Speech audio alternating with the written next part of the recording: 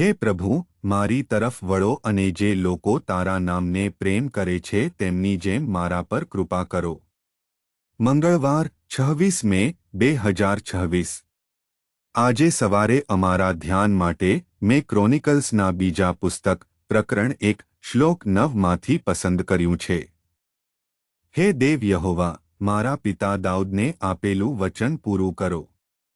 તમે મને ધરતીની ધૂળના કણ જેટલા અગણિત લોકોનો રાજા બનાવ્યો છે. સુપ્રભાત મિત્રો. આપણે જે સમજવાની અને દાવો કરવાની જરૂર છે તે એ છે કે તમારી ઈચ્છા પૂર્ણ થવા દો. ચાલો આપણે આ શ્લોક પર ધ્યાન આપીએ. આજની સવારના ધ્યાનની થીમ છે તમારું વચન પૂર્ણ થવા દો. સુલેમાન ઇઝરાયેલનો રાજા બન્યો હતો કારણ કે તે ભગવાનનો ઈરાદો હતો. દેવે દાઉદને વચન આપ્યું હતું કે તેનો દીકરો સુલેમાન મંદિર બાંધશે, તેને નહીં. અને ભગવાન એક રાત્રે સુલેમાનને દેખાયા અને પછી તેને પૂછ્યું કે તેને શું જોઈએ છે. તે સમયે સુલેમાન ભગવાન તરફ જોયું અને કહ્યું, પહેલા તેણે કહ્યું, મારા પિતા દાઉદને તું વચન પૂરું થવા દો. સોલોમન ઈચ્છતો હતો કે પ્રભુની ઈચ્છા પૂર્ણ થાય. દાઉદને ભગવાનનો શબ્દ હતો કે તેનો પુત્ર મંદિર બનાવશે અને તે ઇસ્રાયેલ પર શાસન કરશે અને દાઉદનું રાજ્ય કાયમ રહેશે. સુલેમાન પહેલા કહ્યું, દેવ તેની સમક્ષ હાજર થયો હતો. તેથી તેણે પહેલા કહ્યું, શાણપણની માગણી કરતા પહેલા તારું વચન પૂર્ણ થવું જોઈએ.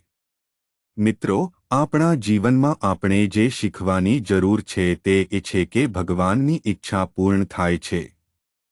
એકવાર આપણે પોતાને સંપૂર્ણપણે ભગવાનના હાથમાં શરણાગતિ આપીએ છીએ, ભગવાન પાસે આપણા દરેક માટે એક હેતુ છે.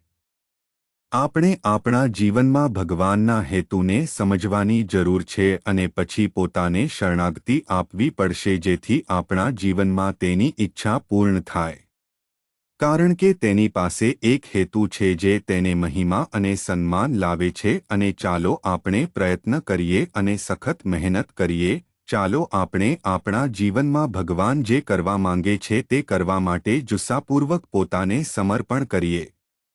ચાલો આપણે પ્રભુની પૂજા કરીએ, ચાલો આપણે પ્રભુને આધીન થઈએ અને ચાલો આપણે બધું કરીએ, કારણ કે તેના શબ્દને પૂર્ણ કરવો પડશે અને તેનું નામ મહિમા પામવું પડશે કારણ કે તેની ઈચ્છા પૂર્ણ થઈ શકે છે.